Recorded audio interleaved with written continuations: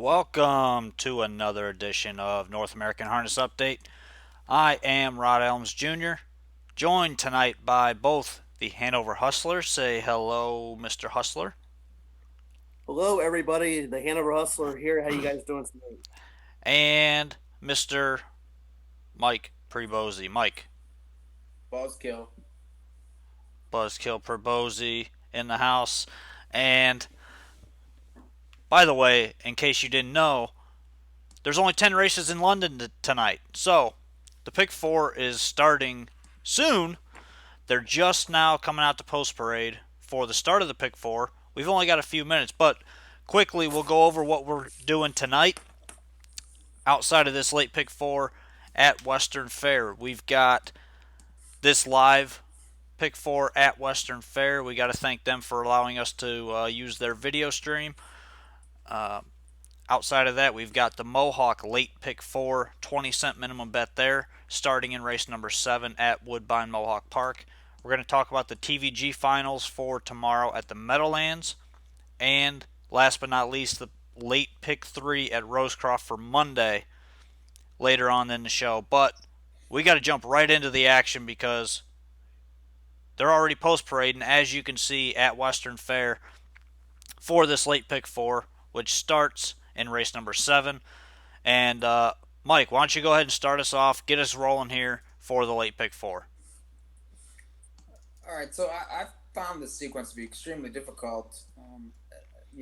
Rod's more the London guy than I am. I was four deep in the first race. I think the three's worth using.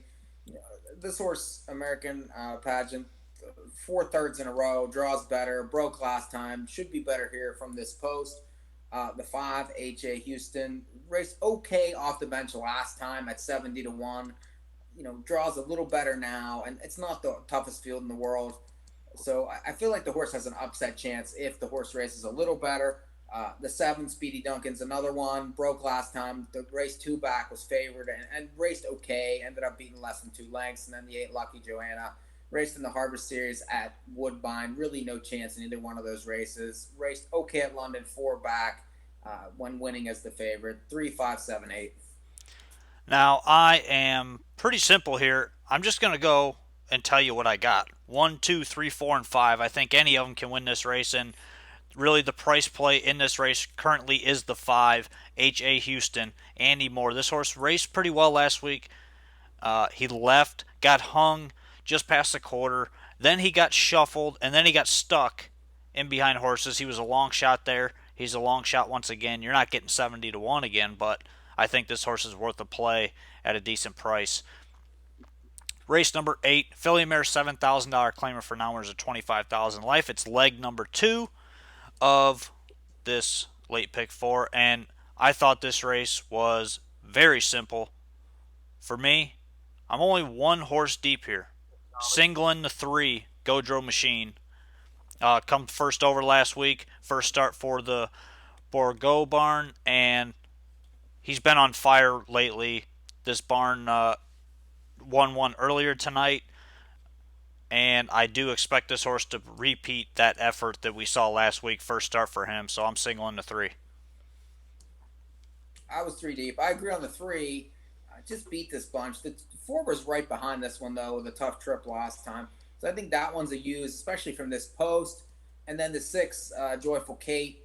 This horse, had a long race in one of the longer races last time. It's over 24 this year, but like St. Louis drove last time, drove aggressively from the eight post. Gets a spot on the gate tonight. 4 wins last year, 3, 4, 6. Leg 3 is an hours of $50,000 trot. I'm too deep here. Pretty chalky race, I think. I don't see anything past the two favorites. The 2, Meadow Branch Patsy, who's won all but one start since coming back off the layoff and needs to be used. Probably going to be 1 to 5 once again. And then I also throw on the 4, Lefkada. This is Scott and Jack Ray. This horse is definitely fast enough. She isn't the best through the turns over there on the half, but I think Razor's going to pull her first over and just sit out there. If he does that and she stays flat, she can definitely win this race. So I'm 2-4 there. Mike. Agree on the 2 and the 4. The 4 has faced better. I mean, if you look back in the lines, Tricks and Stones, Jump Shot, Royal Steam, those are better horses. And then I'm going to use the 7 also, Raising Royalty, who's the only horse to actually beat the favorite in this race, and that was 3 back. So 2, 4, 7. Final leg, which I think is most wide open of the sequence, is mile and a 16th filly mare, 7,000 claimer for winners over $1,500. Winners of $1,500 or more last 5 starts. And you got a field of 9 here. The also eligible is scratched. I'm 5 deep to start the sequence, or to end the sequence, going 1, 3, 5, 8, and 9. My best price play in there is the 1 Watt Mocks Me Win. A win in 2 seconds last 3 starts, gets the rail. Has a little bit of early speed, but this is a race that I think she's going to be able to get a nice setup and should be decent value. 6-time winner this year, I think is worth a play at a price. So 1, 3, 5, 8, 9 to close it out. Mike, finish it. I'm 5 deep also. I don't have any 1, but I do have the 3, 5, 7, 8, and 9. The 3, I think, has a big chance. Second to Kalu Morning last time. The 5 Daenerys is always dangerous. And the 7, 8, and 9, the 7 won the last start, keeps St. Louis as the favorite. The 8 and 9 start from the second tier. They tend to be a little bit of closers, but I think, the 9's coming from a 44% barn. So we'll use all of those 3, 5, 7, 8, 9. And that makes my ticket for this late pick four 20-cent bet, by the way. 1, 2, 3, 4, 5 with 3 with 2, 4 with 1, 3, 5, 8, 9. It's $10 for 20 cents. Mike. Much bigger for me. 3, 5, 7, 8 with 3, 4, 6 with 2, 4, 7 with 3, 5, 7, 8, 9. It's 36 for 20 cents. I think it's worth playing. It's a decent sequence. It is a very good sequence, and we got about a minute 15 seconds to post here as they all start turning toward the gate. I think they're well over this $5,000 guarantee in this pick four, so gonna have a pretty decent pool here to play into as well. So definitely get your bets in really quickly. Less than a minute to post. The gate is going to be moving into position here shortly. Current favorite is the 2 at 8 to 5. As soon as I get back to that, Super T, the favorite, who I think is worth a play, but 8 to 5. You think that's a little bit short there, Mike? Way short. I didn't use. This horse did win 2 back, but then last time really had no excuse.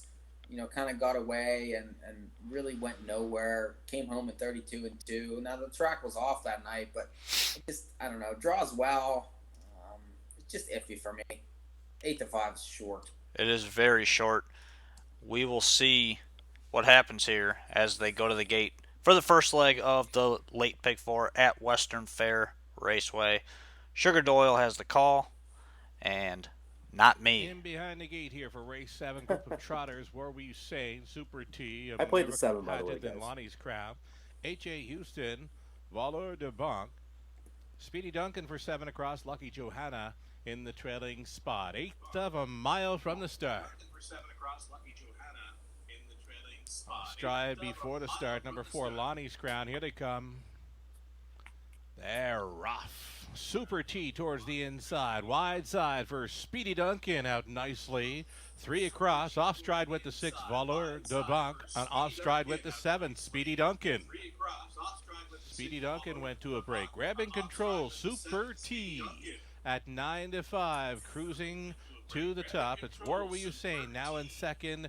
Trotting third, H.J. Houston. All alone in fourth, Lucky Johanna. Back down, trotting in the 5th spot was Speedy Duncan towards the inside. American Pageant. Then we go way back to Valor de Banque. And even further still to Lonnie's Crown. Single file now after a quarter mile of 29 seconds flat. Super T on cruise control here, out there by 2.5. What Were You Saying continues to be second. H.A. Houston looks at it from third, thinking about it fourth. Lucky Johanna, and she gets right line right here, right now by Shepard to follow up on that move. Speedy Duncan, it's American Pageant trying to get chased up at a 6th. Looking after 7th was Valor de Banque, and distance was Lonnie's Crown. Half was a minute and 4/5. Driven along now, Super T It's Warwi Usain holding down second. Out there in third, though not gaining now, was a Lucky Johanna saving ground. H.A. Houston looking to tip 3 wide out of the backfield. Speedy Duncan up by 3/4. Super T is still the one, trying to brave it up here in second. Warwi Usain, right line from third. There goes long shot H.A. Houston. Saving all the ground was American Pageant, who's now showing fourth. 131 and 2 for 3/4, and Super T. It's time to go. Here comes a long shot, giving chase. That We have being no volume H.A. on radio Houston right now. going around. Warwi Usain, it's an 8 left to go. Super T bearing down on the outside. Here comes H.A. Houston. H.A. Houston gaining. Here comes the line. Super T just enough to hold off that long shot. And H.A. Houston, American Pageant closed up well to be third. And finishing fourth, Warwi Usain, 202 and 4.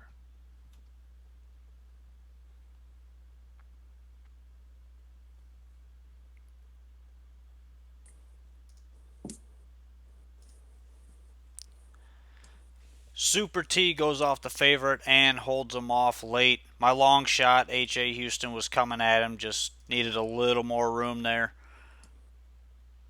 That's alright. We'll start the sequence off. We're alive. Nothing wrong with being live. So, Rod, if you're going to be running the stream and running the audio, you need to run audio to where I can hear it, so we can run it through radio. Because we have nothing on radio. Because I can't hear a word from I hear nothing from the stream from your end. Nothing.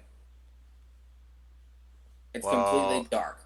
I can't hear a word. It's on the stream. But it's not on the radio stream. So mute your phone. Oh, for God's sakes. Tech is not Mike's strong suit, but guess what? I'm live in this pick 4. Moving on to leg 2. And there's Russ. Russ, what are you wearing? Oh, wearing my Rosecroft silks. Nice. The red and green, I like it. As you look behind me, you can see my red and green right back there. Yes, looks very nice. But, so that's leg 1 at Western Fair. 2-5-3, it looks like, in the top 3. But guess what? The 5 should have won that race, too. He should have. He was coming late. He raced very well. He waited too long to move him. He did. He raced well. I mean, I can't complain. I had the right horses there. Just missed the big one. At least they went under 203. Gotta give them that. Yeah, that wasn't the most stellar group there, but they are trotters. Yeah. They are trotters. I'll give them that. Yeah. But in case you guys didn't know, Mohawk currently, where are they at? Race 5, 3 minutes to race 5. The late pick 4 starts in race 7 there. So we've got we're doing Mohawk pick 4? Yes. Okay. Mohawk pick 4 starts in race 7. We've got plenty of time to do that. But quick recap of how we opened the show, because we didn't really get a full open there.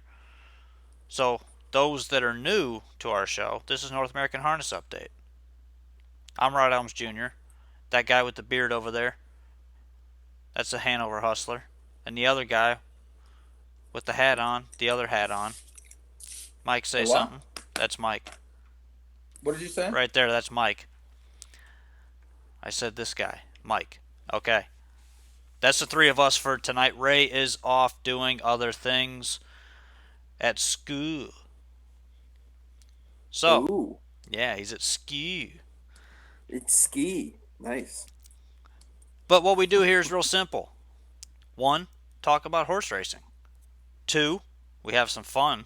And 3, well, we try to make some money. Try to make you some money too. If you're playing along with us, hopefully you're live in this pick 4. Mike's not, because he didn't use the 2 there. I'm out. But That's we okay. both would have been live if mind. that 5 wins. He paid $24 to place.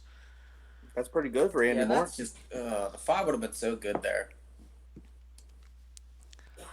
I And thought we were doing Meadowlands for tonight. no, we're going to do Mohawk. I said that in the text message. Mm, we've never done that. I'm fine with it. We're I mean, doing Meadowlands tomorrow. A bunch of races tomorrow. The TVG finals tomorrow. Oh, the Hustler will be there tomorrow, by the way. Hanover Hustler's going to be at the Meadowlands tomorrow. If you see him, Yes. you see that mug tomorrow, just give him a nice little slap. Not in the, not in the rear end, but but But anyway. so, anyways, also included there, we've got the uh, late pick three for Monday at Rosecroft that we're going to go over as well. And I think that's going to be a pretty good sequence. Some good horses racing in that sequence. Horses that can go forward. Yes, they can go forward very quickly. Well, they all go forward technically, but Yeah, they go a lot quicker than some others. But yeah. so we're past that first leg at Western Fair. We're going to go ahead and jump right into this Mohawk late pick four, which I thought was a very good sequence, and I know Mike, you agree with that. yeah, I have a Ru- pretty big ticket for that. It's good. It's tough. Russ, did you get a ticket together for this late pick four? Well, I can kind of do one on the fly. I don't have no analysis, but I can give you On the numbers. fly. That's how I do it. We're all good We with have that. time. We have time for you to do that. Yes, So, I'll give it to you at the end. How about that? that works. So starting this sequence off, 20-cent minimum play here is Affiliate Mare. Non-winners of 15,000 last 5 starts, also eligible, blah, blah, blah. Get a full field of 10 here, and remember, the 10 starts in the second tier now. Oh, really? Up there at Mohawk. So, start this sequence out. Mike, you are our Mohawk expert. What do you like here? I was 4 deep in the 7th tier. This is a good race. The number is 15,000. It's basically the race that's underneath the preferred horses. So 4 deep. I'll start with the 2 Parisian Blue Chip. This horse tried preferred after winning Knowles at 12-5 in a longer race on the 8th of November. And this horse just the Kendall Sealsters, Double A Mint, so much more. They're just better than this horse right now. But this horse didn't disgrace. Finished 6th, but kicked 26-1 in a race that went in 51-1. That's a really fast race up there right now. Drops back to the proper level, draws inside. 6-1 morning line. I would expect this horse to take more money. The 5, Don't Stop Believing. 3rd start off the layoff. Had to end up in the preferred off the bench. Kind of, took a tour of the racetrack. Then the last 2 starts against similar horses finished 2nd and 1st. This horse has a lot of early speed for Nixon. I would expect McClure is going to blast off again and probably get another decent trip. So that horse is a must use. The 9, Mock and Hope. This horse was one of Scott Young's winners on November 15th, which, made Russ a little unhappy. But this horse raced extremely well from the 10 hole. Ended up on the front by the first call there from the 10 hole, which is rarely seen. That was a long race. This horse has raced, in the longer races the last 2 times, has back class. Whenever this horse gets good, tends to put things together. Outside posts have been very brutal since they've changed the rules here. I think I've seen the first one just finally won last night. 0 for a bunch after they started the trailer. But this horse is interesting because the price is going to be good. The horse has back class, and I like the way the horse raced last time. So sort of a puncher's chance there at a price. And then the 10, Lifty Rose, raced very well, 2 back to win. At a little bit of an upper level, has been right there last 5 starts. Last time, kind of made an early move and then got picked off by So Much More and Don't Stop Believing. Those are, very, very, very good horses. 2nd tier, Keeps Wah, must use, 2, 5, 9, 10. We're not too far off here in this front leg. I'm also 4 deep to start this sequence and using similar horses here. So the 2 Parisian Blue Chip dropping from the preferred ranks back to a level where I think she's a little more comfortable and was in good form prior to going up against much tougher and raced very well there actually. Paced a back half in 54 and 1 mile and 152 flat. Respectable, but just not good enough to beat those types. I think the drop in class is going to help her chances to rebound back to a better race. The 4 Hour Vacation, I used this one, sat the rail last week, got beat a length and a half, or length and, what is that, a length and 3/4, whatever it is. But she's a 7-time winner this year. Uh, has hit the board 13 times, made $93,000 already on the year, and has been right there week in, week out. She is a little bit pace dependent, and she likes to come from off the pace, so I expect her to be coming late. Her biggest thing is working out the right trip. If she has to go first over, then I don't think she's got a chance to win. But if she can avoid that, she's got a real big shot to win. The 5, Don't Stop Believing. Bob McClure drives for Dean Nixon. Hot barn, hot driver. This horse in the last 5 starts, 2 wins in 2 seconds. Well, that was including 2 qualifiers. But this horse only, mediocre start, was first off the layoff in the preferred ranks, and since dropping back down, second and a win. And, was the favorite last week. Raced very well there. Did get a nice trip, but I think needs to be played here. 4th start back off the layoff and makes sense. Probably going to be your second choice here. And then the 10, Lit the Rose, is right there every single week. 12 out of 14 in the money this year. It's the 4th time in the Moreau barn. You're getting a nice class drop here, and I think the horse definitely has to be played just based on that alone. And then you get the second tier spot as well. Louis Waugh stays on to drive. She's going to be really tough in here. The only thing that's going to get her beat is the trip, I think. So that's what I'm kind of hoping on, but I'm not going to let her beat me. So I'm 2, 4, 5, and 10 there. Hanover Hustler, what do you got? Well, I'm just going to go 2, 5, 10 in that leg. But I agree with you guys with just about all of it. So I'm good with that. 2, 5, and 10. We're all pretty much on the same page there to start that sequence at Mohawk tonight. Leg number 2 is a non-winners of 6,000 the last 5 starts on the trot, going a mile and 3/8. Keep that in mind. This is a distance race. And here you've got a field of 11. So 2 trailers in this race. Different distance. Makes things a little bit tricky. And Mike, do you see things a little bit the same way I do, as in tough? Well, these 11 furlong races, since they started, have lent themselves to extremely good prices, good races. Not a lot of favorites have won them. So you have to spread out a little. But I was 5 deep in the race, and I think that there's a lot of price chances. And my top pick is the one, Rock My Muscles. This is a 3-year-old that's coming in, from Pocono, Philly, raced November 1st at Freehold, and really, from an outside post, just missed to be second. Now goes to the Bear-Jean barn off 2-6 scratches. This horse is a 3-year-old that has a chance, I think, to get better in this barn and gets the big track for the first time. God Hopple's in that race. There's a lot of things going for this one, and he probably could be ignored a little bit in this race because there's some classy kind of horses in here. So I think he's definitely worth a use at a price. The 3, Meadow Branch Memo, another one that's going to be a price in the race, has had brutal post recently. This horse gets better as the race goes on. So typically towards the end of the mile, this horse is always going forward. Now you get the extended distance. You get a decent post. He's going to get a trip. He's going to be heard from late, I think, and it's going to be another horse to be a price. So that's used for me.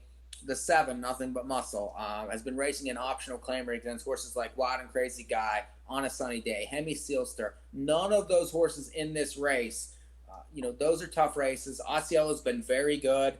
He draws a fairly decent post here to be able to get out and get position. Doesn't really like to win, but I wouldn't be surprised if this horse could win this race. Did win on September 30th at a half-decent price for these connections. The 8, What a Rush. This horse raced well in a 11 furlong race, 3 back on November 1st. Then finished second to Vanguard, who ended up getting the jump that night. Then No Chance from, the drive that the horse got on November 16th. I like the extended distance for this horse, who tends to be a closer. So he's a use for me. And then the 11, Oneri Tag Perfetto, another horse that's probably the class of the race. He's made almost 500,000. Gets an inside draw.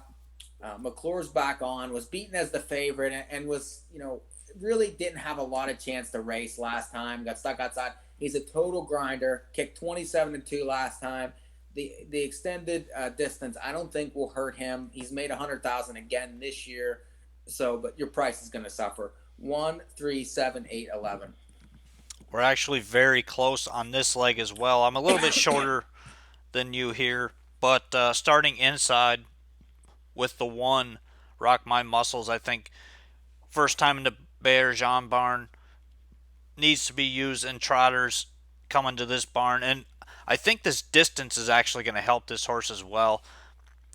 He can definitely close enough, especially on those small tracks, trotting home in 29. He's going to definitely improve off of that. It needs to be used first time in this barn. The 3, Meadow Branch Memo, a stone closer. He can get home better than anything in this race, and that's really going to be his MO at this added distance, and I think he's got to be used. I don't think you're going to get anywhere near morning line odds on him. The 7, Nothing But Muscle, another one that can kick home, but is a little bit quicker than most of these here. Only 2 wins on the year, 2 wins last year. He's not really the winning type, but maybe this extra distance is something that this horse wants and needs. I think if he can work out a trip up close, get some soft fractions, he's got a nice shot to beat these. And then I'm going to use the 11 Ordinary Attack Perfetto off a good third last time. This is the fastest horse in the race. He's made over 100,000 this year, and a must play for Nixon and Bob McClure. These connections are hooking up 2 races in a row. I think they got a shot to win 2 times in a row to start that sequence. You got about a minute at London, just letting you know. I know.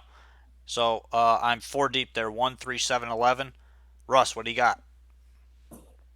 Just going to give you numbers, guys. 1, 2, 7, 8, 10, 11. This is definitely the most wide open leg of the sequence with those mile and 3/8 of a race. So this should be a barn burner, folks. Russ Make is sure you guys get in there. Yeah, Russ is taking a shot there, looking for some bombs. Actually, we're all looking for some decent prices in that race, but we've got about 37 seconds to post here for race number 8 at Western Fair. Current 8-5 choice. There's no 8-5 on the board here, is there? The 3. Yes, the 3. Godreau Machine, who happens to be my single off a 6-1 morning line. 6 is taking money in the race. Probably a little more than you'd like. It doesn't bother me. I don't care how much he takes. But they're going to the gate for race 8. Sugar Dole's got the call. Here it is. Bang, bang. Maybe. Sugar, say something.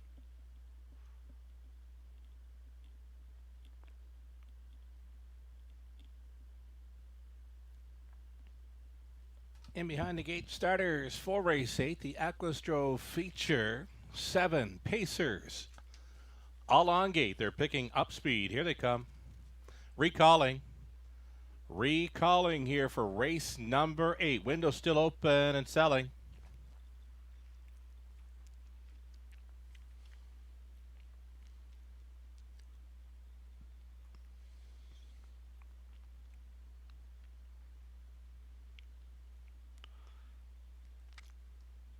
So we've got a recall in race number 8 at Western Fair. Not sure what exactly happened there. Probably some broken equipment somewhere. Getting word number 5.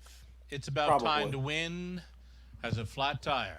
Flat tire on the 5. On the 5, and on her way back to the barn for the flat tire repair. Probably so like again, a the couple windows minutes are still away. open and selling here for race number 8. So they're going to be just a couple more minutes at Western Fair while he changes the bike. He's going to get a new bike hooked up real quick, and they'll be going again. You want to try another race at Mohawk, or you want to wait?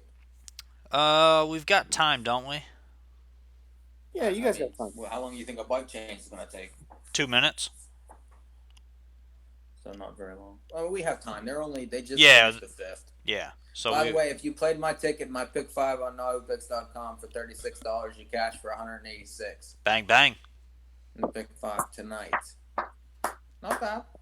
I was alive for decent ones too. I mean, there were a couple were paying pretty good, but the favorite one. But oh well.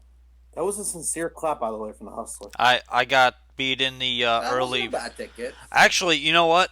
The early pick 3 at Western Fair with the scratch in the front leg, you basically had to default to the horse that ended up winning, with the favorite getting scratched in leg 1. So you And can have my Taco Bell my as well. graphic was on the simulcast.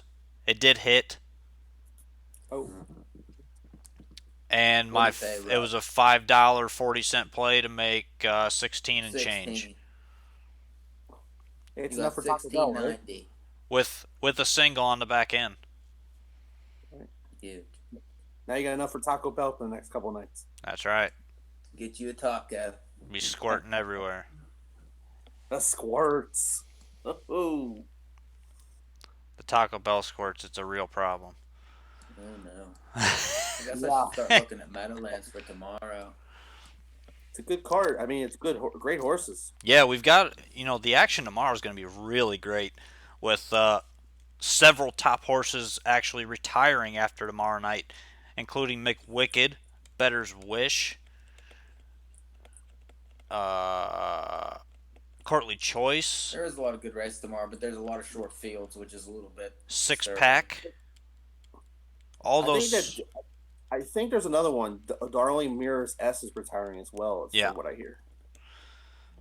Who's going to be there next year to win all the money? If I was a horse, I would enter. Dorset Earl Hanover's going to win it all next year. You should enter, Russ. We'll hook you up to a bike and let you go. I only got 2 legs. You can use your arms. But I want to see Ross with a bike hooked up to him. I'm going to go to the whip. by the way, in case you never saw We'll the let Rod human drive, harness, you'll run last. if you never saw the human harness race over at Maywood, when I was about 14 years old, me, my brother CJ, and Ryan Bellamy ran in that race twice. Did you win? Won the first week and got beat the second week by a nose. Oh, beat a nose. And Who's nose? Ryan was lagging. I was pulling his ass across the finish line.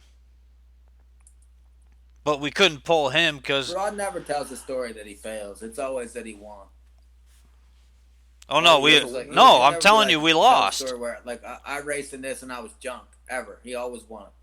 Yeah, well, who wants to hear about losing? I don't know. Nobody. Positive attitude. But guess what? They're going back to the gate for race 8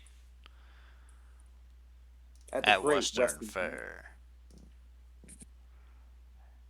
Hopefully we're a go this time. One more time. Gates moving here for race number 8.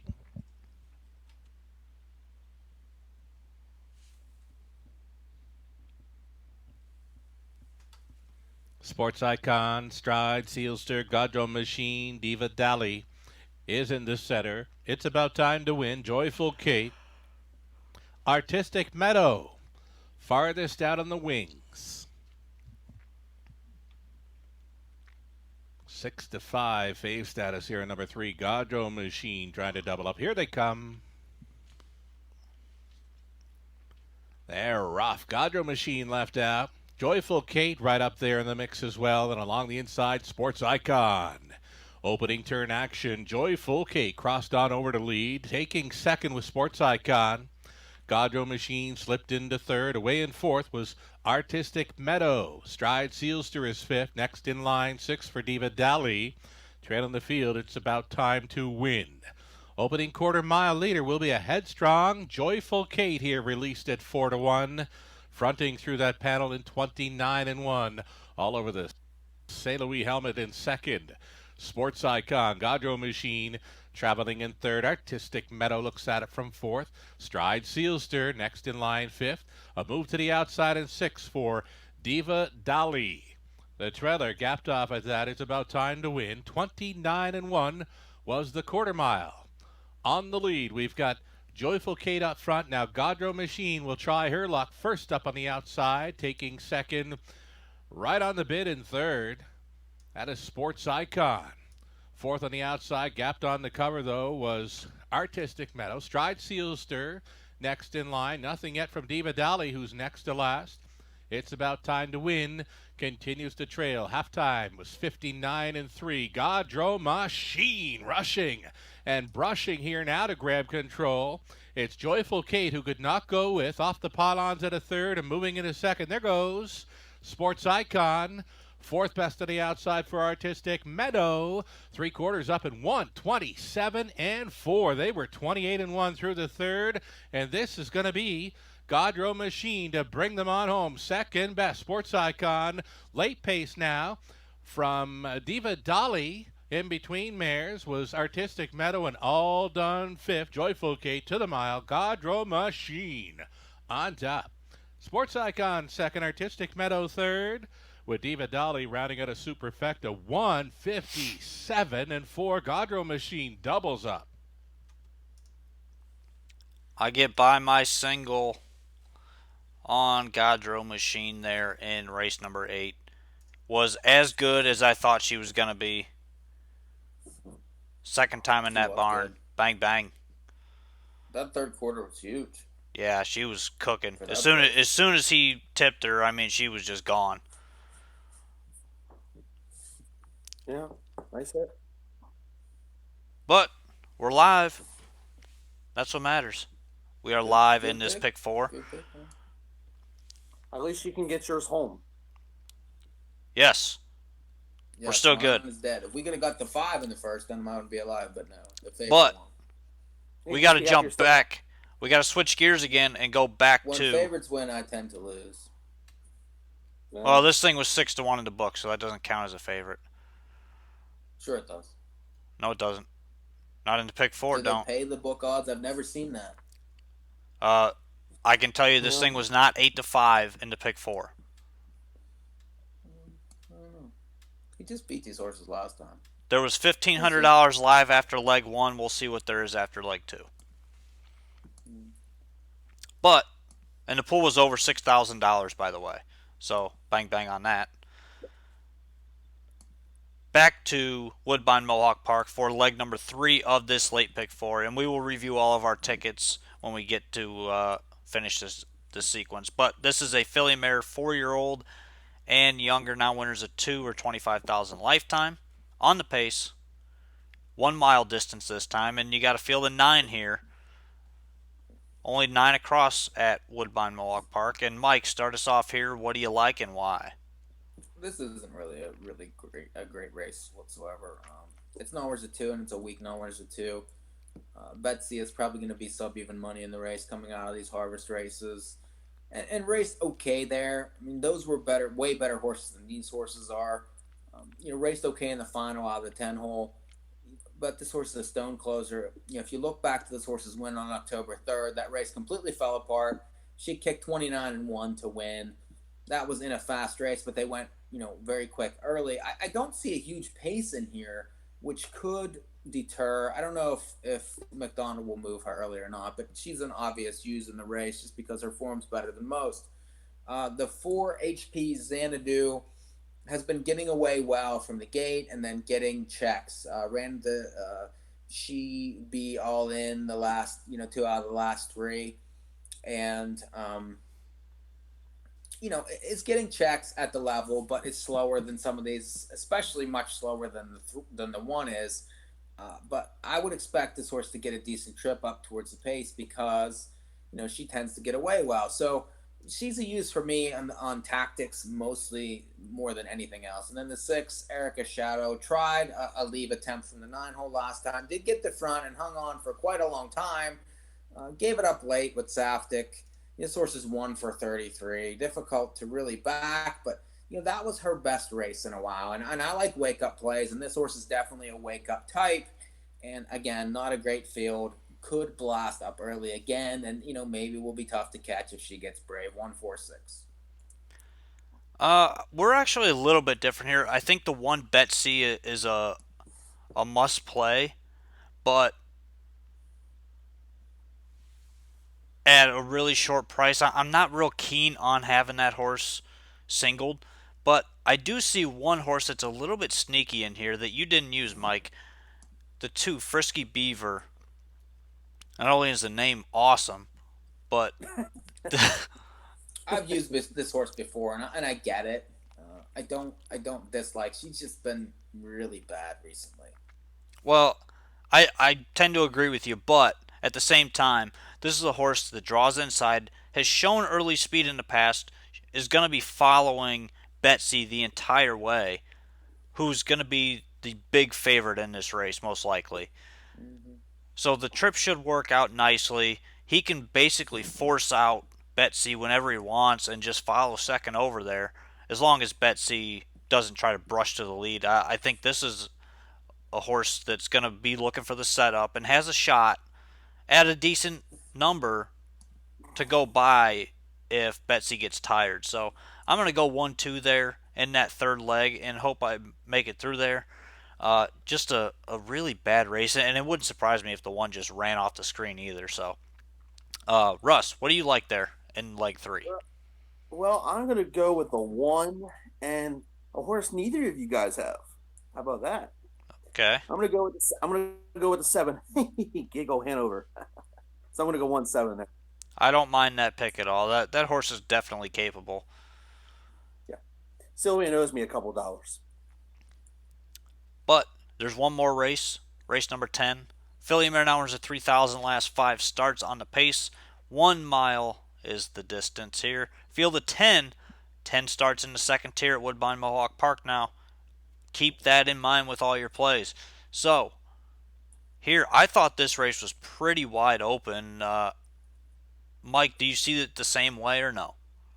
I think it's very wide open. I have some prices here. I think this race sets up for a price because I'm not crazy about the one, even though I do, you know, have a thought that this horse can win off this drop. I'm not using. I'm going to use three others. The six, Take Your Breath Away, is a stone closer. Has had horrible posts recently. Woke up last time, kicked 26 and four, lost to Pretty Hot, who has won a couple in a row and has entered in a tougher race. I think tomorrow night. And this horse is 1 for 37, won this year, won two races last year. But I do like that kick last time off a tough trip, and I do like the post now. I do like the price, and I think in a wide open race, this horse has a puncher's chance at a price. So that one's a use for me. The 9K Shadow is one of my favorite horses. It's had two rough trips in a row. It's still come home sub 28. Lost it pretty hot both times, who has back class. This is a tough post. I'm hoping McClure can get out early and kind of get a trip. She can do it either way, up front or from the back. And then the 10, 8, 3, okay. Really no chance at Flamborough last time. This horse loves this racetrack, has won here at upper levels, has made almost 550,000, draws inside, gets a driver switch, and the big track is going to help her. 6, 9, 10. A little bit different here. I'm using some other horses because I think some other horses have a chance here. I get you kind of had to go a little bit short there because you were spread out in other legs, but Mm-hmm. uh, I'm four deep here to close the sequence out. The one Vines to Heaven, 5-2 morning line, gets the rail, has early speed, showed speed last week, and then got stuck inside. Raced okay there. That was also a mile and a half race. Or was it a mile and a half or a mile and five? Mount 3 Ace. They run Mount 3 Ace. Field's Whatever it was. 11. So a mile and three eighths race there, and just got a little bit tired late. Back to a mile. You get a class drop. I think this horse has to be played from the inside. The five, Fina Patina. I'm assuming that's how you say it. Don Johnson barn, red hot right now. This barn, 1-2 back in the $10,000 claimer by like 12, 10, 12 lengths, whatever it was. Jumped up to now winners of 3,000 last five, and found a pretty tough horse in there and pretty hot. Uh, got shuffled back. Really just had no chance in that race. Was eliminated from the half on after getting shuffled. You're going to get a fair price tonight. The trip should work out. I don't really expect to see speed out of this horse, but if she leaves, I think that's even better because there's really not a lot of speed here. The 7, Sly Eleanor, coming off a nice second place finish, needs to work out a trip for Roger Mayotte, and that's really going to be the key here to work out that trip. Has made $75,000 this year, so this horse is definitely respectable in against these types, and is seems to be getting into that better form that we saw previously earlier in the year out of her. And then the 9K Shadow. Last 2 starts have been pretty solid. She's very hit or miss this mare, and I think her form is finally coming back. Bob McClure sticks on. He seems to get along with her best. Outside post is really the hinder for this horse. We'll see if she can overcome it. I'm not keen on her, but if you can use her, go ahead and use her. I'm 1579. Russ, what do you got for us? Well, boys, I went 3 horses here in the final leg. I went 179. Can't wait. 179. Tough leg there. If we can get there, hopefully we can hit it. But let's give our tickets after this race at London. I'm still live in this pick 4 sequence here. And Ooh, live too. At London. Yes. At London, I'm live to the 2 and the 4. Well, good luck to you, sir. I'm watching a 60-1 shot of Cal Expo on the front in this first race. I know neither one of you guys had that one, so. Well, I actually made a couple dollar bet on my old horse in the first race. What number is he? he? Second. Enchanted Tiki Room. Oh, okay. Maybe not. The Maybe 6. Third. 60-1 win it. Oh. He looks like he's 6-5. 60-1 shot. Yep. Looked like he was 3-5. Well, right now at Western Fair, we got a 4-5 favorite, and there's only 3 horses taking money here at Western Fair: the 2, the 4, and the 7. And the 2, Meadow Branch Patsy at 4-5, probably deserving of that. 5 wins and 8 starts this year. Has missed the board 1 time, and that was before the long layoff. Since coming back off that layoff, I mean, she's just been extremely sharp. 4 wins in a second. Think 4-5 is a fair price on her, Mike? Yeah, it's probably about right. I mean, she's winning all the time, so it just all depends on how much the 4 is going to be bet into her. I think the 4 has a big chance in this race. The 4 does have a big chance, depending on what the 7 does. The key with the 4 is she's not very good through the turns. Yeah. I've been watching this mare or this filly really closely. She does run in quite a bit through the turns, but I think she's better when she's on the outside. That being said, I think Razor is going to have her outside most of the mile, probably at the quarter pole. He might pull her to get her outside and just get comfortable sitting out there. And she can definitely go with these and beat these, especially Meadow Branch Patsy. She raced against her back 3 starts ago in London, her only start in London, and raced very well. So I do expect her to be close. And 3-1, I think, is fair. 2-4. Just 2 and 4. Just 2 and 4.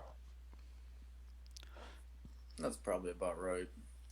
I don't have the 7. To see really much else in the race besides the 7, and the 7's the 7. I mean, yeah, he's only beat the 7's only beat the 2 1 time in the last 5 weeks, and that was off a perfect 2-hole trip. And well, that horse was really good that night, if you remember. Yeah, I was watching that night. And really, the 2 was kind of bad, and that horse was really good. So and the 2 ended up taking a week wasn't off. A perfect trip to beat the 2. The 7 was just better that night.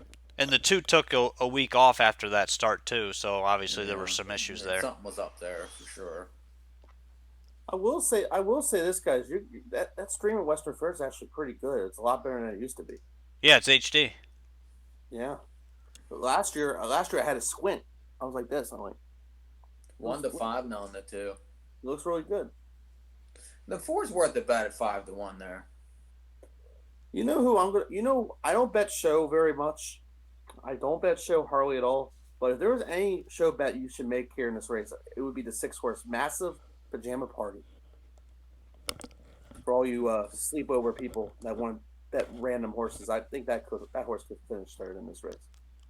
I don't mind that. About 300 in the show pool, $20 on the 6, 113 on the 2. You know, if you guys are watching from a bar, you guys watching this from like the bathroom or watching it from wherever, and you guys want to bet $2 a show on something goofy, that maybe this horse can show up. Jeffrey O'Brien knows how to get third, so you know, I've seen him win a few races here in the past. Oh, and by the way, while we got about a minute and a half to post time here, we do want to welcome the newest member of the NAHU crew, Christian Gendron Ooh. from Quebec. Mohawk Tonight in French on the website. He does analysis in French and in English on the website and various tracks every night. He might do Western Fair one night. He might do Redo Carlton one night, Flamborough, Woodbine Mohawk Park. It all just depends what he wants to do that night, and he's getting those Quebec people interested in these Ontario tracks by doing what he's doing, and we appreciate that, and we welcome Christian on to He does a good job too. the NAHU crew. You know, yeah, he does a good job. Yeah, the analysis is solid. I do not know him actually.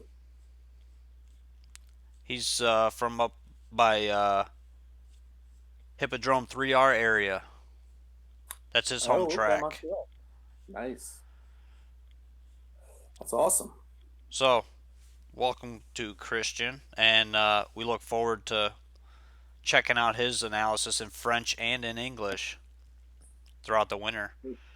Hey Rod, when are we gonna have Rosecroft in Spanish? As soon as you learn Spanish.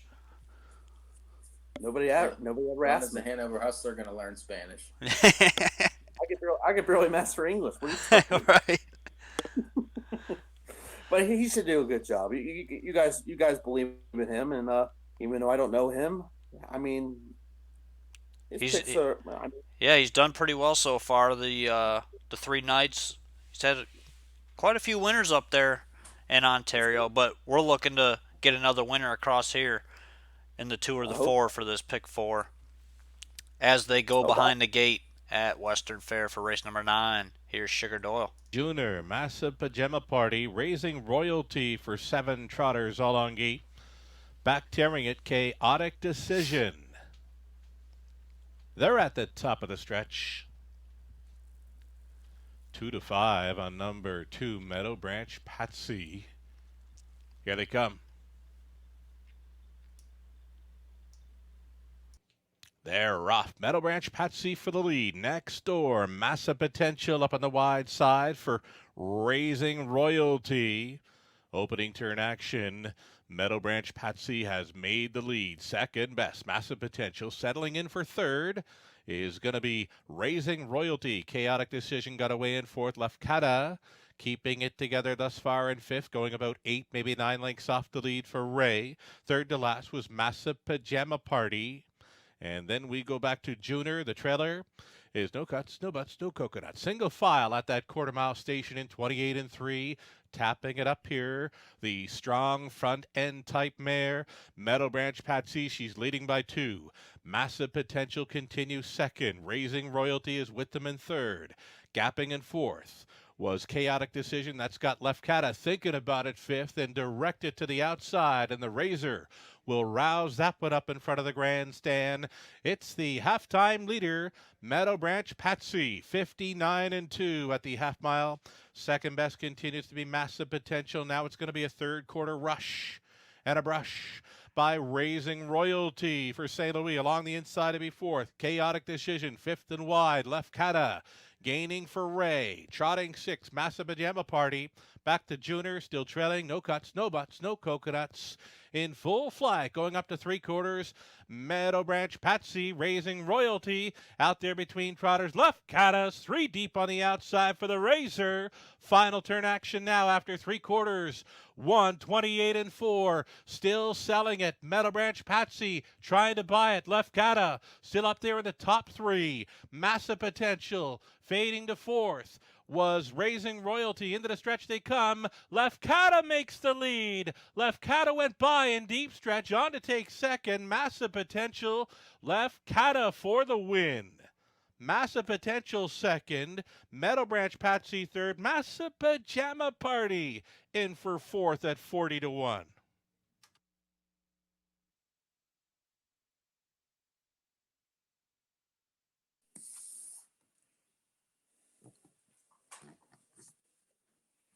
Russ, you were flying for 4th. Oh yeah, yeah. Wasn't a bad call though. No, not off that trip. That was giant. The horse was giant late. The Yeah. 4 was a good bet there, I thought. I mean, you could see, like Rod said, a little rough in the turns, but a lot of class on that one. Yeah. I will. Oh, go ahead.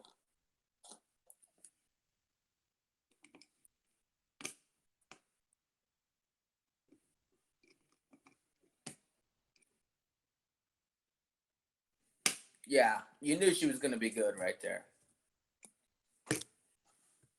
Well, the six looked good scoring down, and then I said what I said, and the horse got into superfecta. So that Horse was race good.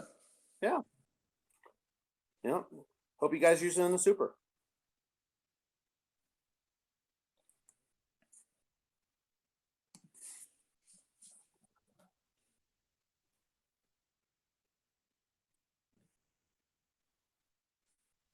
Yeah. Oh, by the way, guys, when you see Luke Plano pay $135 to win, Did you look at the lines on that horse? no, Oh my God, it was I brutal. bet. Yeah, it's Luke Plano though. Yeah, I know he's good. that race wasn't great, but pretty hard to find the 8 there. Yeah.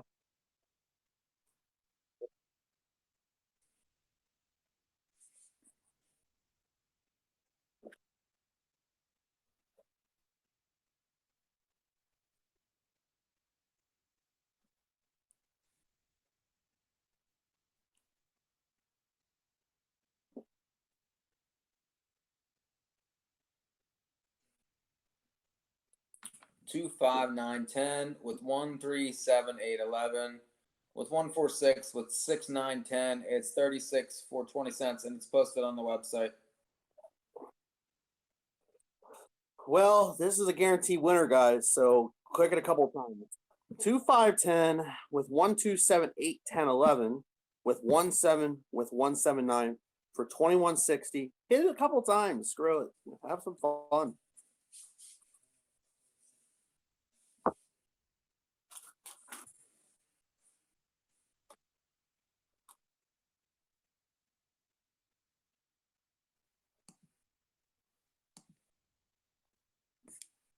Don't say below me. That's rude.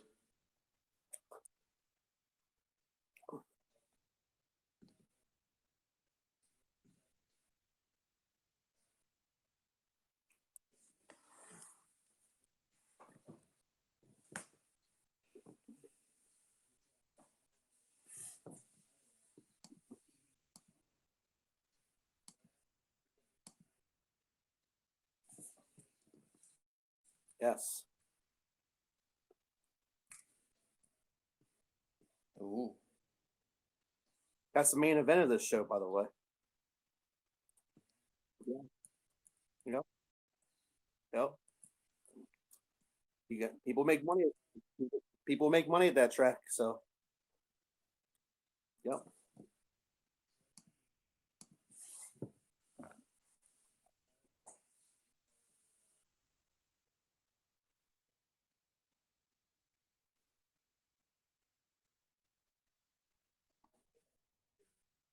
for London.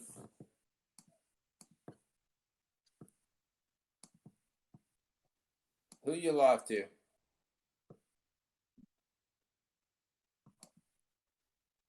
And that was a short ticket, $10 or something.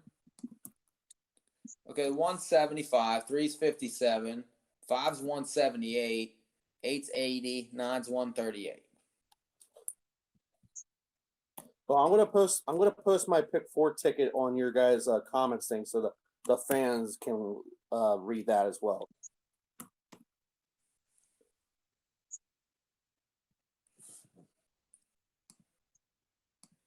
It has happened before on this program. It has.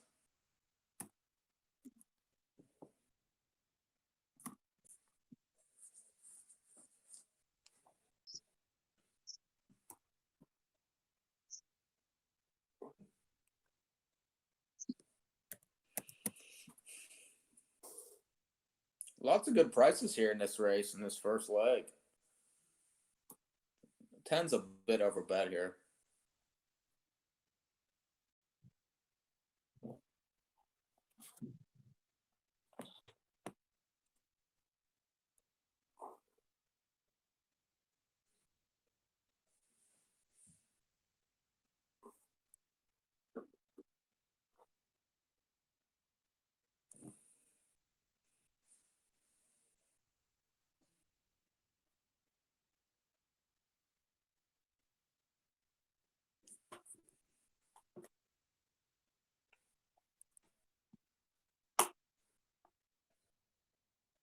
Oh, it's Rustcroft. That's what race Ross Croft. it. Yeah.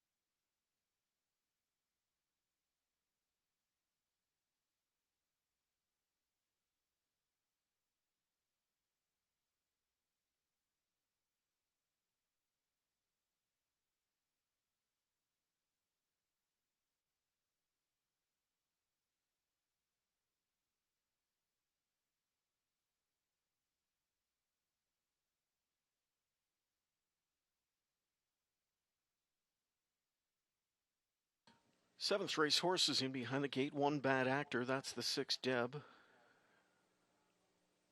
Just not herself in the backfield there tonight. Seventh race into the stretch. Ready for a start. And they're off. There will be an inquiry at the start regarding 6 Deb. Good beginning on the far outside, teeing off. There goes Mock and Hope. She drills her way to the front. Right to the lead, Mock and Hope with sharp speed. Coming away second down the center, Don't Stop Believin'. In at the railway third, going into the turn is Long Shot So Long Darling. Better Be Donna deposits herself inside from in fourth. Then it's back to Parisian Blue Chip and the rail sitter Catch an Ace. Further back we go to find Winsong Magnifique. Then Lee DeRose, tracked by Our Vacation. Inquiry sign up, the quarter 26 and 3. Here's Don't Stop Believin' with a pocket pop from McClure, looking for the lead. But she can't quite generate enough speed to get by, so the plugs get pulled. The panic button has been pushed. Don't Stop Believin' finds the front. Here on the outside comes Better Be Donna. Inside trip from in third is Mock and Hope now. She's doubled up in that pocket spot, half and 55 flat. They continue to wage war into the final turn. Better Be Donna muscles her way to the lead. Don't Stop Believin' gives way back into second. Parisian Blue Chip is third now. Tracking cover well from in fourth is Catch an Ace. Buried at the inside from in fifth. There's Mock and Hope. Sixth towards the rail is So Long Darling. Further back outside to Winsong Magnifique. Lee DeRose is fourth over and shooting up the inside, Our Vacation. 3/4 in 123, 1/5. Better Be Donna coming into the stretch. She's got a lead of 2 lengths. Pulling pocket, Don't Stop Believin'. Down the center, Parisian Blue Chip. Rolling up on the far outside, check out Lee DeRose. She's steamrolling here for a while. Lee DeRose on the far outside. Here's Lee DeRose from way back. Lee DeRose sweeps right by them all. She'll win. Lee DeRose gets up to take it by a length over Better Be Donna. 3 across in the battle for the show dough. Lee DeRose in 151 and 2.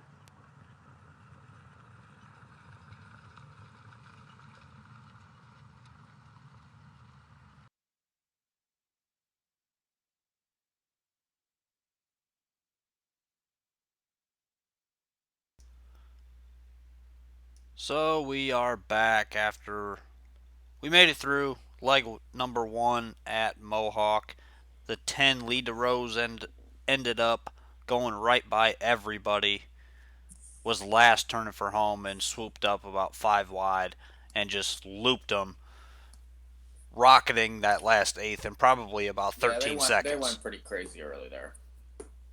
They did come home in 27 and 4 on the clock, so she had to come 26 and 2.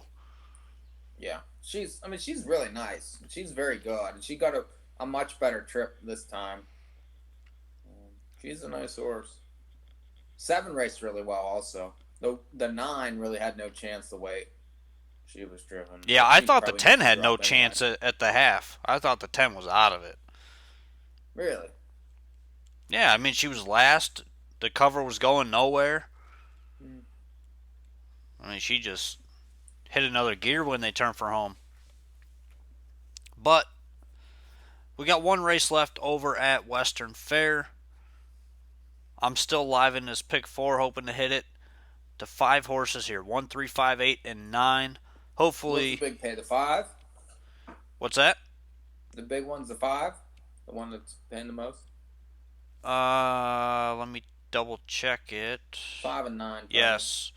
The 5 is paying $178 for 20 cents. The 9's paying $138 for 20 cents. Yeah, I'm true for those. Either way, it's a good ticket, good bet.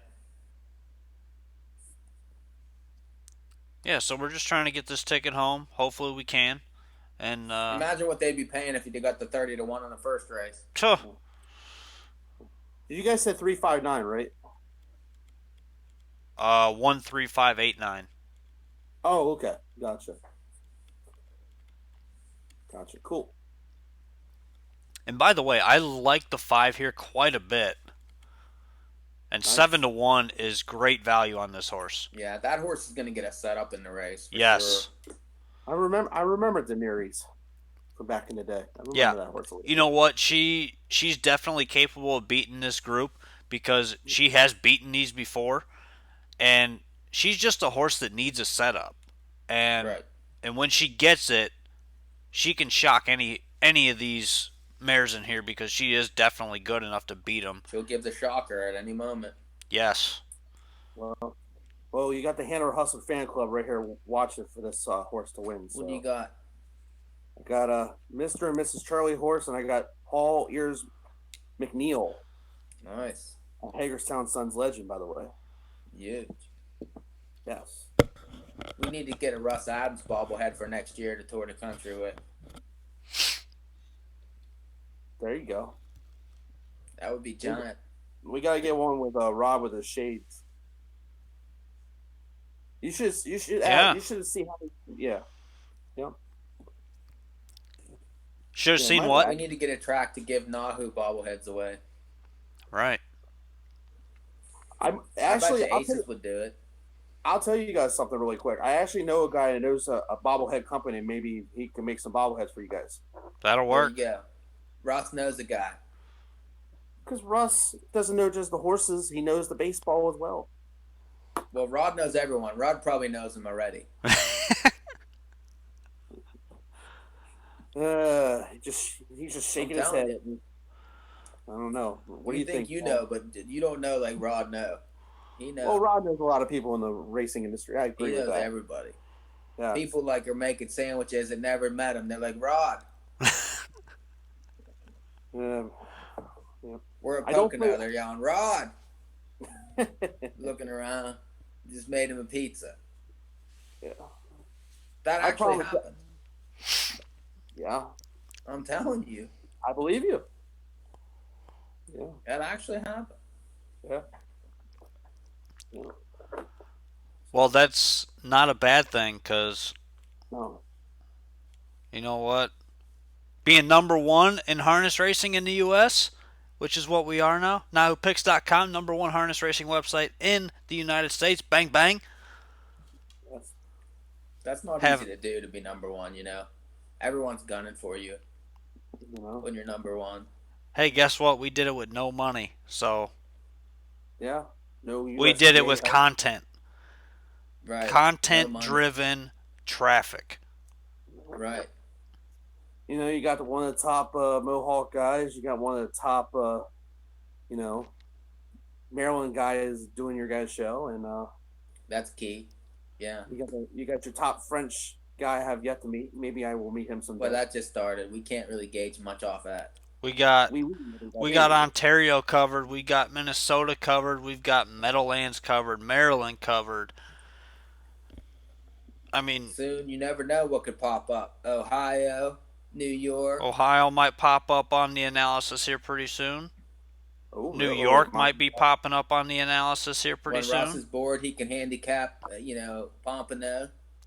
Florida might be popping up on the analysis pretty soon. Because Rosecroft's going to be done. He's going to need something to do.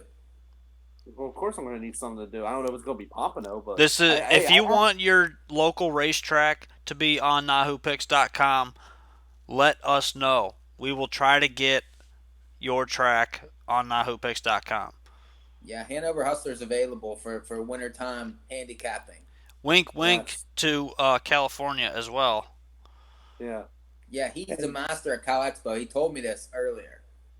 Who, me? He would chew that. He told me that. Who? Oh, you're talking about Hanover Hustler. You're talking about Russ Adams. Yeah. Well, Mike is. I'm speaking to the public. Hold on. Let me go get the Hustler really quick. Wait, what you say? Hey, Well, what'd you say? Hold Well, that I'm wearing the white pants. What do you When want you from putting me? the Duke shirt back on? hold that thought because they're going to the gate for race number 10, last race at Western And Fair. Monday and Tuesday Here we night, go. the free programs and selections for Here those we go. evenings. On our website, Good luck, guys. westernfairdistrict.com/raceway. Great looking card at the Meadowlands tomorrow night. TVG final action, almost $3 million in purse money at the Meadowlands tomorrow evening. We've got it for you on our simulcast. So a full field of 9 for the high five finale here. They're picking up speed. Here they come for the added distance. It's go time. They're rough from an outside post. Blissful Anne Marie thought about it, though Queen of Hearts getting away nicely along the inside. What Mocks Me Win out there in the third was White Dancer into that opening turn. And on the outside, Queen of Hearts grabs control early. Second best. We've got What Mocks Me Win. It was White Dancer finding pylons in third, driving outside in fourth. Travels Blissful Anne Marie. Bronack now getting locked up here in fifth.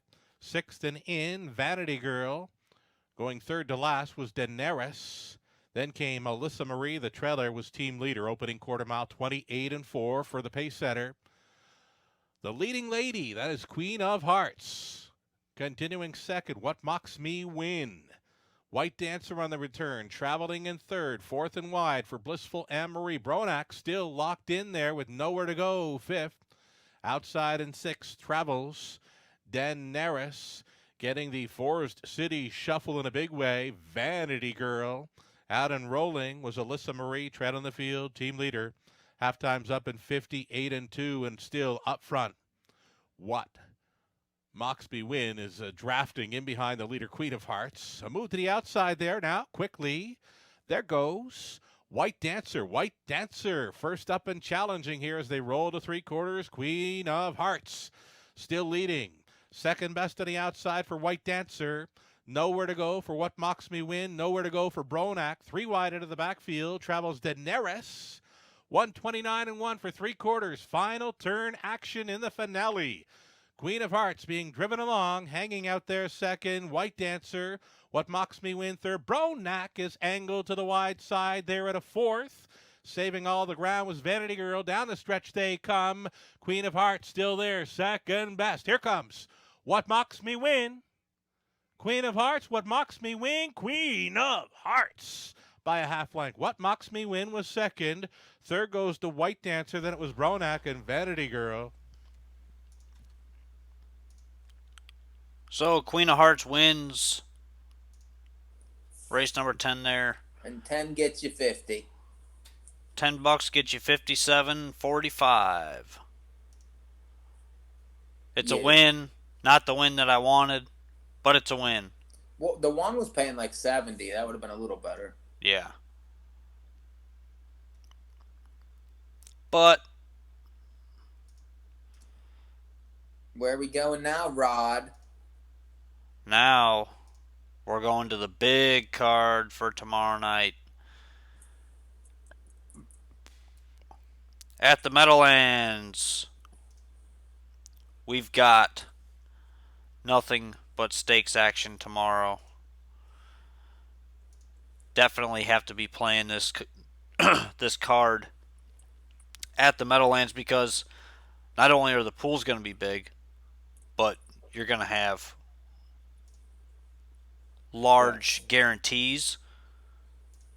If I can get my pick six starting with the first race, I think. The pick six, which is really, I like that when they do that. You got pick six action. First. Yeah, I would definitely play the Survivor pick six for sure. Pick 5 starting in the third. Pick 4 starting in the eighth. Yep, all those. But for time constraints, we've only got to talk about the stake races. There's a lot of stakes.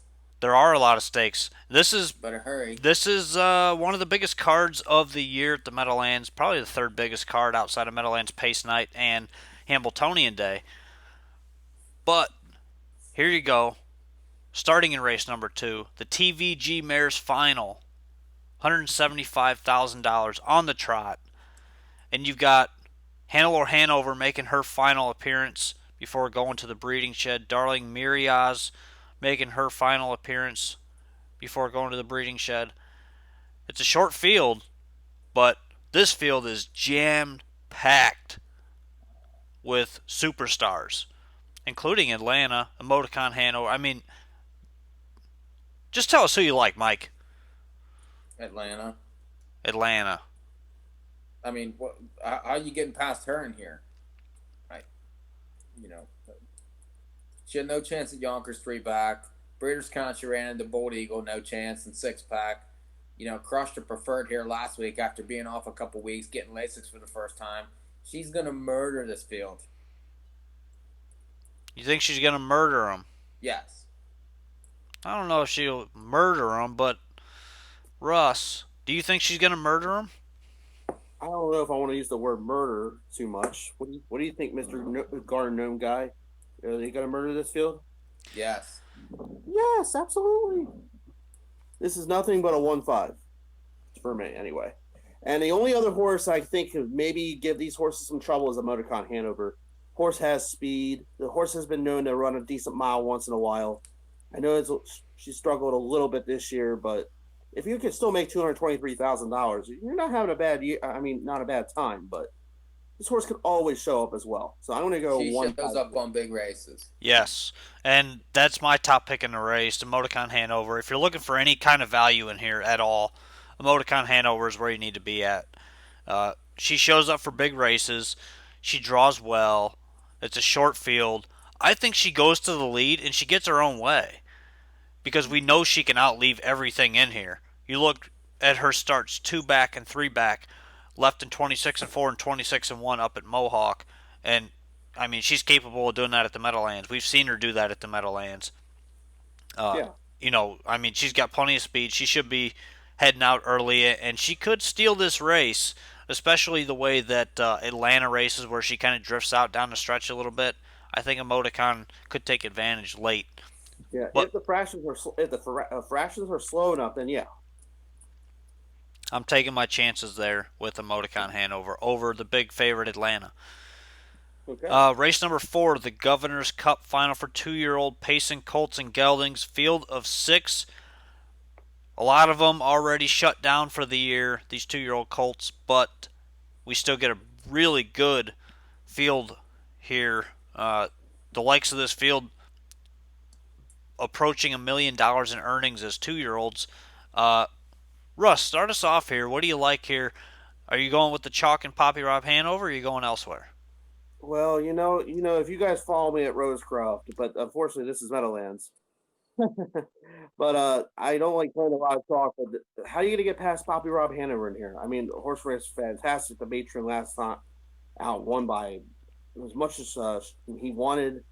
Last time, the 2 starts back at Breeders' Crown, the horse won the race but got DQ'd, placed second to Tall Dark Stranger, I believe was the name of the horse. Yep. And then the horse has been racing really well. Never missed a check in his career. 11 for 11 across the board. I mean, that's not bad. So I'm going to pick that one on top, and that's the only one I really like. I don't really like anybody else in there. How about you, Mike? Do you go with Poppy Rob or do you go elsewhere? I mean, he's the one that's supposed to win the race. I think the 2 is a little interesting just because the horse has been getting checks. I mean, was third in the Breeders' Crown and, third in the elimination, second in the matron from a tough post at Dover. Draws well here. Gingras is back. It's Burke. If anything's going to beat this horse, it's going to be the 2, but he just has to get better. So, I don't know. It's not worth really. This race is not really that much worth it. Yeah, I tend to agree with you guys. I think Poppy Rob is going to be extremely tough to beat, and the way he's been racing his last 4 starts, I mean, they're not beating him. He's just too sharp right now. He'll have to beat himself, probably. Yeah. I mean, it doesn't matter what kind of trip he gets either. But we're going to move on to race number 5, which is a Valley Victory Final for 2-year-old Colt Trotters.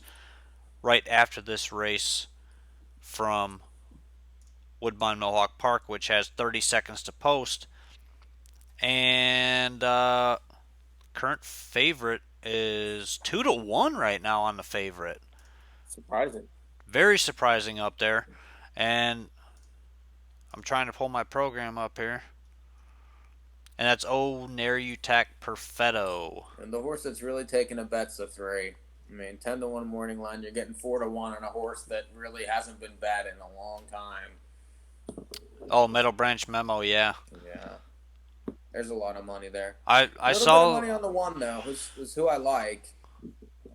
But don't the 7, 8 both have chances. It's a good race. It's one of the better races. I like the 3. And I don't mind the price, but they are going to the gate, so. Yeah, I like the 8 in here, guys. I don't mind the 8. All right, here we go.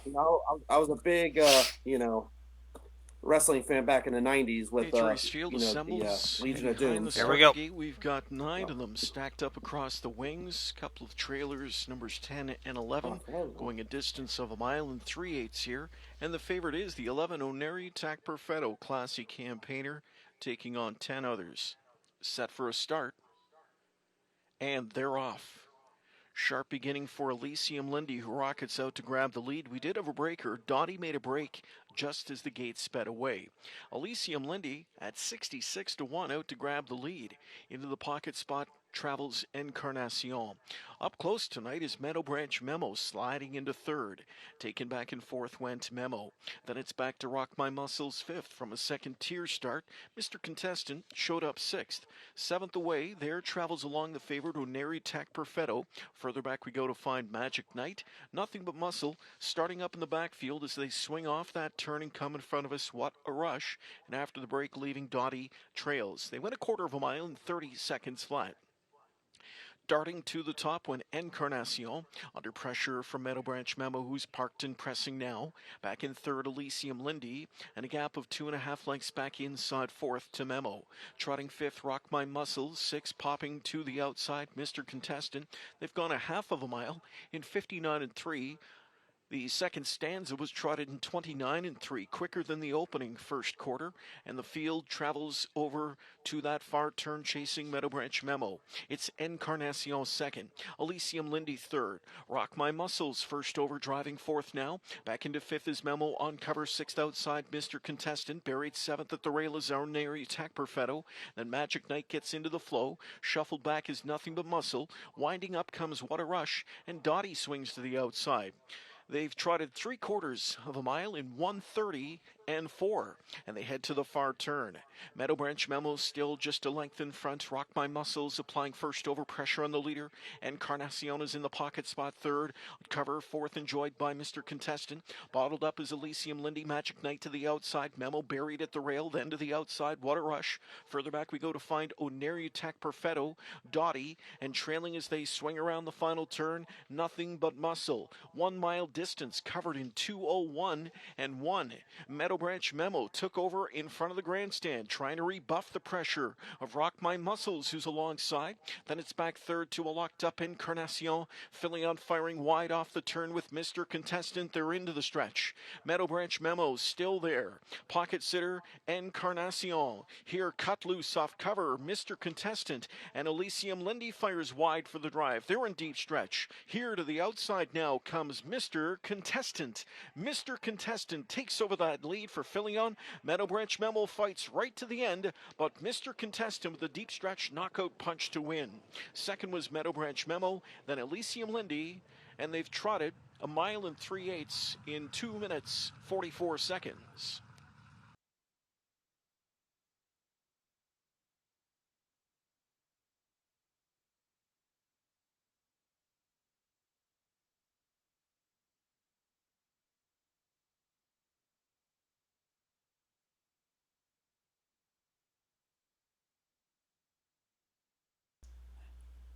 He got the setup that the one should have had there. So hopefully, if you guys were playing at home, hopefully you had that horse. Tough one to have, but possible. We're going back to the Meadowlands as we discussed prior to that race. We've got race number 5, which is a Valley Victory 2-year-old trotting colts. $505,050 on the line here for a field of 10. Full field. First full field we'll see in these stake races tomorrow night. And Russ, I'll let you start this one off. Who do you take here? Do you go against Amigo Volo as the big favorite? Give me 1 second. I'm just my thing was lagging, but I did have that 10 horse, by the way, that last race at Woodbine. In that last race, by the way. You said Amigo Volo. Yeah, you can't beat that horse. I mean, the horse the last couple starts at the Matron won by a mile.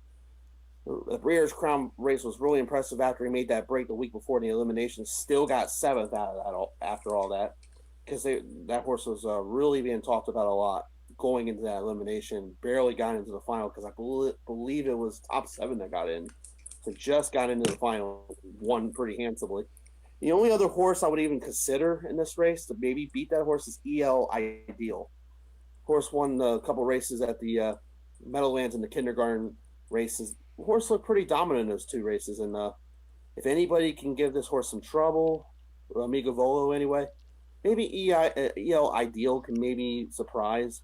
He's going to have to go a little bit faster in here to make it interesting, but so we'll see. Maybe just 2 and 5 for me there. I'm pretty much on the same page as you are there. Amigo Volo, he's going to be the big favorite, and EL Ideal is going to be the second favorite. These two are probably going to be duking it out, and it's going to be tough to go against Amigo Volo. I mean, he's been extremely good his last 2 starts in the Breeders' Crown Final, and then 2 weeks ago in the Matron over at Dover. I mean, he just absolutely crushed him over there. 152 and 4. I believe that was a track record mile, and not far off of the world record if it wasn't a world record. But the way he's been racing, I just can't see them beating him. Mike, do you see anybody getting past him? Well, I like a couple other ones actually because the thing about the two is he's been known to bust in the past, and that's always dangerous, especially when he's going to face pressure from the 5 in here. And I don't really think that that horse is going to let him go and just dominate the race. So I'll try a couple closers. The 8 Chestnut Hill is interesting. Raced okay in the Crown. Really had no chance from the where he got away, and kicked home to be third. On a night where the closers did well, but that race was dominated by the favorite on the front. But the 9 Rome Pays Off was in that race also and finished second. So these horses were 2-3 behind that horse in the Breeders' Crown, where he was able to dictate the race, and I don't know that he can necessarily do that here. So I think the prices on the 8 and the 9 are worth taking shots, especially in Maltese, because if the 5 and 2 go after each other and maybe cancel each other out, or one of them runs and things like that, it's going to set it up from the horse from the back. 8 and 9 for me in the race. A little more wide open betting race coming up in race 6 tomorrow at the Meadowlands. The Goldsmith Made Final 2-year-old trotting fillies, 475,000 and change on the line here. Likely favorite is going to be Senorita Rita from post number 2 for Linda Toscano. Sister Sledge coming off that second place finish in the Breeders' Crown Final. I think those two are going to dominate the wagering, but there are other plays here if you dig a little bit deeper. Mike, who do you got here? Are you going with the favorite, or are you going elsewhere? I'm interested in the 1 because I think that the horse raced pretty well in the Breeders' Crown. If you remember, that horse sort of, got bull rushed by Ramona Hill there. But this horse is 8 for 11, and it's been in the money all 11 starts. So I like that one probably better than most. But what's wrong with the 8 here at a price?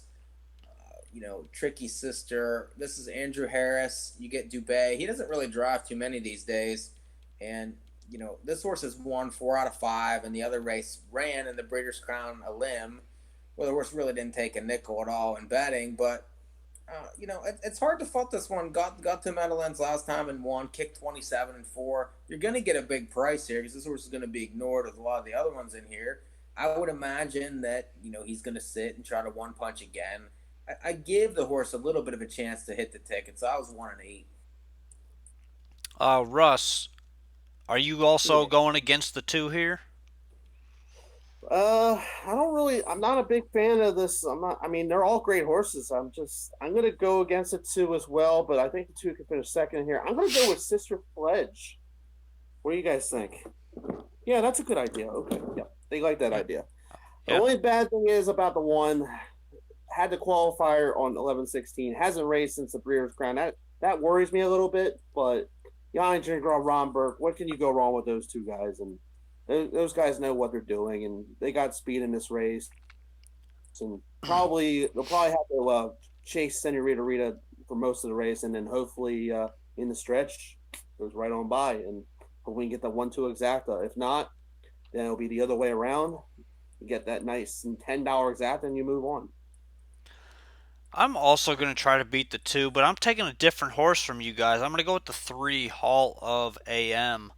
And this horse is kind of new to the scene, only 5 starts on the year. Uh, Worked her way up quickly into some stakes company, was going to win that kindergarten final, and made a break late. I think as long as she stays flat, this filly has a ton of speed, big time ability. She's bred out the yin yang. I expect her to show a big effort tomorrow. As long as she stays flat, I think she's got a big chance to win this race, and you're going to get fair value on her.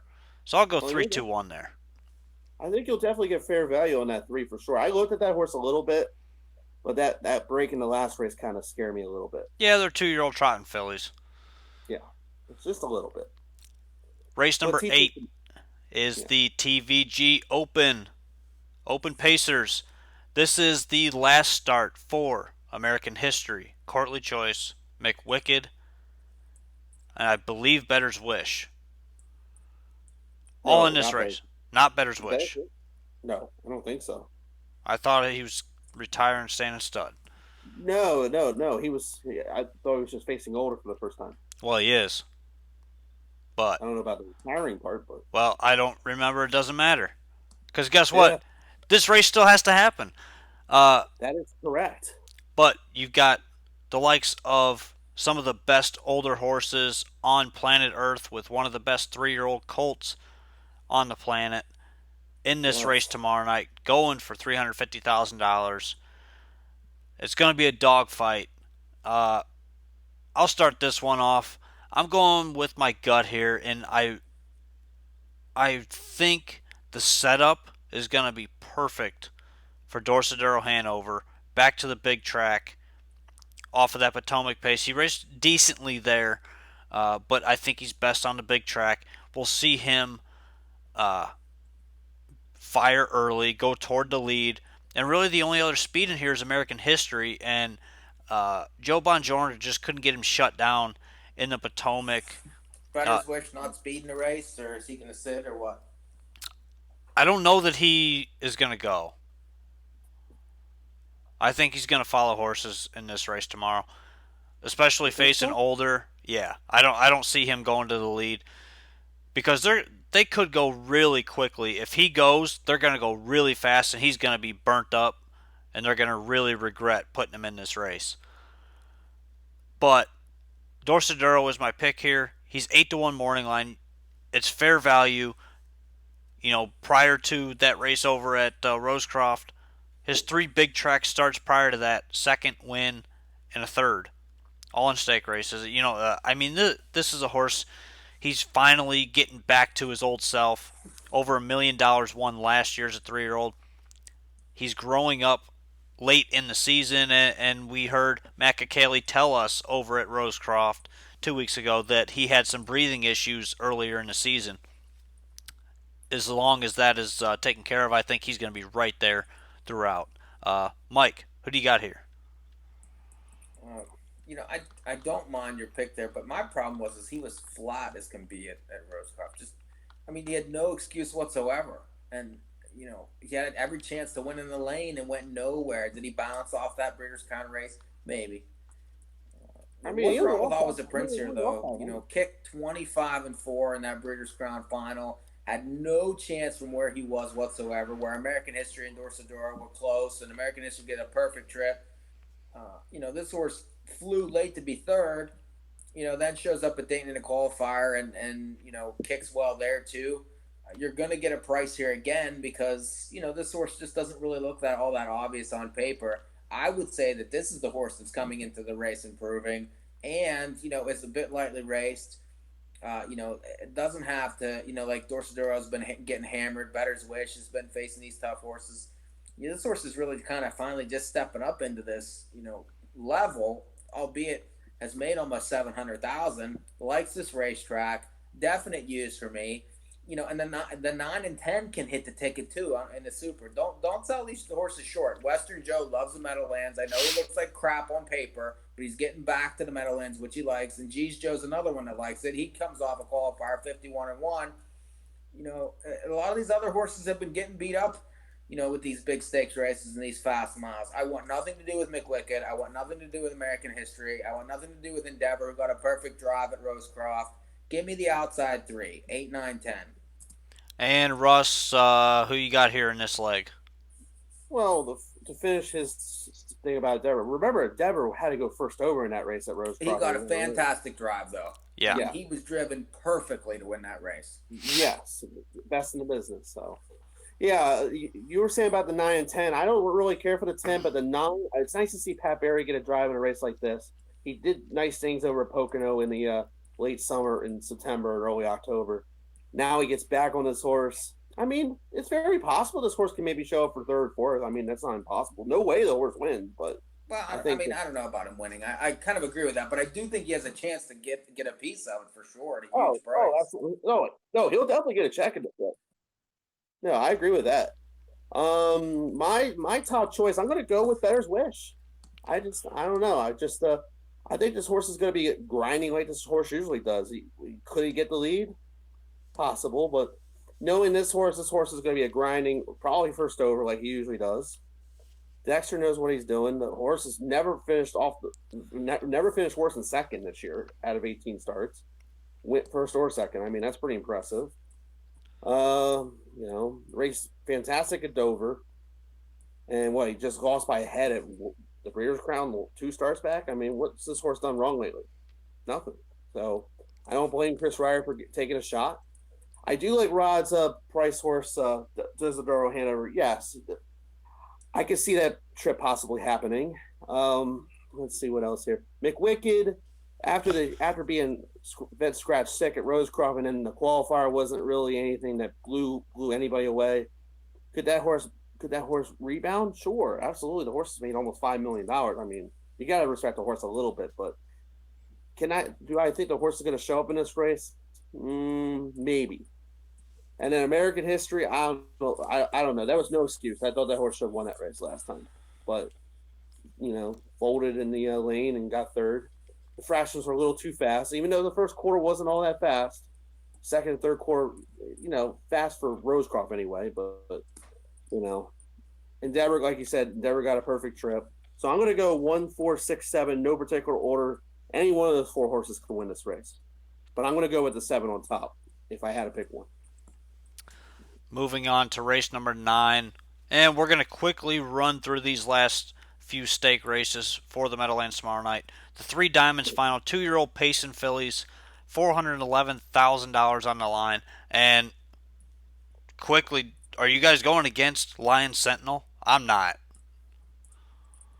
No, the only other horse I'm gonna use in the exact, I'm gonna use Marlowe Hanover. Nothing wrong with that kindergarten final 2 starts back and just got beat by JK First Lady last time. So I'll give that horse a break after that last race. So if there's any horse that could beat Lion Sentinel, I would go with Marlowe Hanover. Not just because I like Hanovers, but I think this horse actually has a decent shot to maybe upset. So 6, 4, 5 for me. Mike? I like the 5. That horse kicked 25-4 at Lexington October 4th, and then the Breeders' Crown just tossed that race completely. That was a no chance trip. Qualified well, likes this racetrack, and then won in the elimination. Kicked 26-2. This horse is getting better. Draws perfect, and it's going to be better odds than the other 2. So, yeah, I don't mind either one of those, but I just can't go against Lion Sentinel. Their form's just way too good right now. And I can't blame you either. Race number 10 is the TVG Open Trot, which we will get to after Back this to the race. Overnight Wars, she goes. Rail to work from tonight for trainer. Oh, by the way, I'm still Johnson. live at James Woodbine, McDonald's by the way. aboard. It's post that time was a for good race. use there with the 10. This 9. is going to be a nice ticket now. Yeah, 1 and 7, boys. Ninth race field picking up speed. They are set for a start. They're off and pacing in a good beginning in the center. HP Xanadu flashing speed. So is Southwind Prima. From the far outside, Playa Do It All with some get up and go in her stride. There she goes, right to the front. There's Playa Do It All to take that lead. Second away came Southwind Prima. Center of the racetrack, Giggle Hanover is away neatly at the inside from in third. Backed up into fourth. HP Xanadu. Fifth inside to Erica Shadow. Gap of 3 to Betsy, followed by Frisky Beaver. Final 2 Farm Girl Tough and Lions Tilt Hanover. So to the front in 27 went Play a Do It Ah as Southwind Prima stretched that one out, and now Pocket Pops for Wah. Here's Southwind Prima at 36-1, brushing to the front.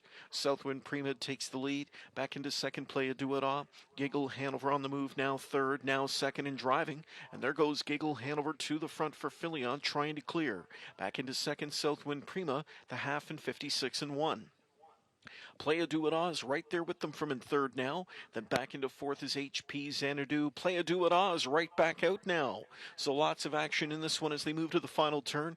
Giggle Hanover leads with 3/8 to go, but Play a Do It Ah fires on the outside first over at her. HP Xanadu advancing up on the cover. Southwind Prima gapping at the rail. Further back we go to Erica's Shadow. They're on their way to 3/4. Giggle Hanover leads. Play a Do It Ah second.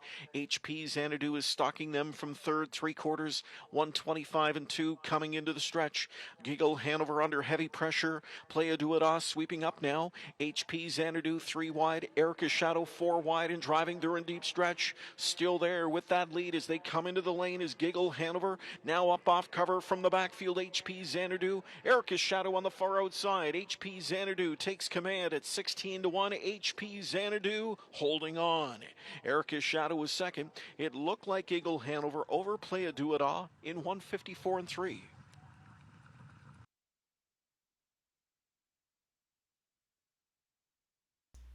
16-1 winner there in leg number 3 at Woodbine Mohawk Park. Big prices all night there. But we're jumping right back in to finish this Meadowlands Stakes card tomorrow with race number 10, the TVG Open Trot Final. $350,000 on the line here. Final start for six pack. I believe Gimpanzee is also making his final start.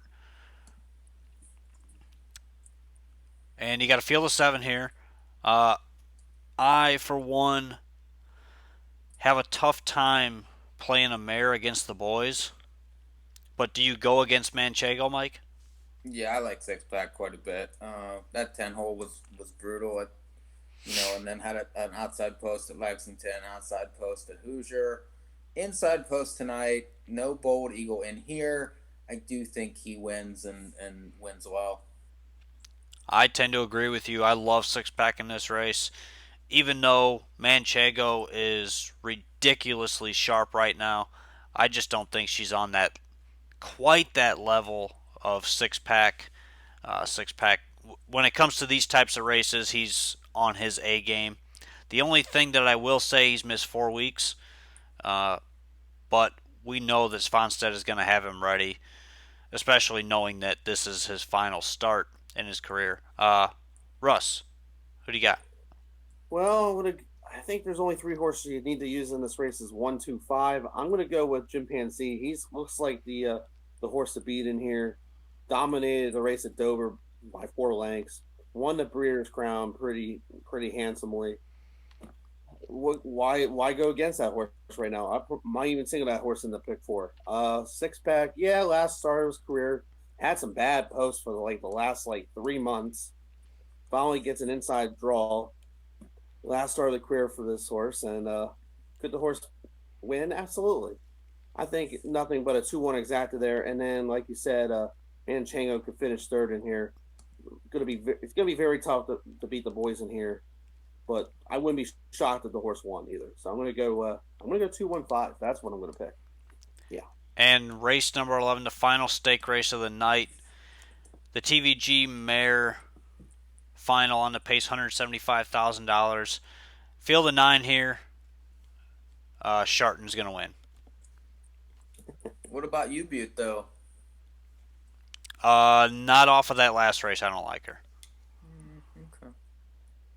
I gotta tell you guys something very interesting for you casual handicappers out there. How many times do you see a horse race in her career? 55 times and never finish third.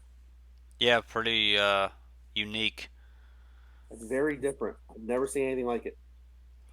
But I'm not implying a horse is going to finish third here. I don't want you guys thinking, oh, what does Russ know?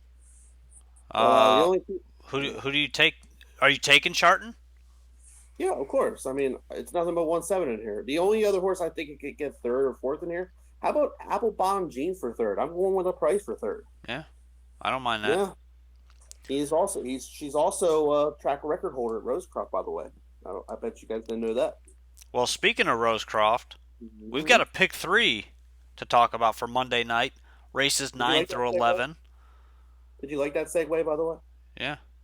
It was excellent.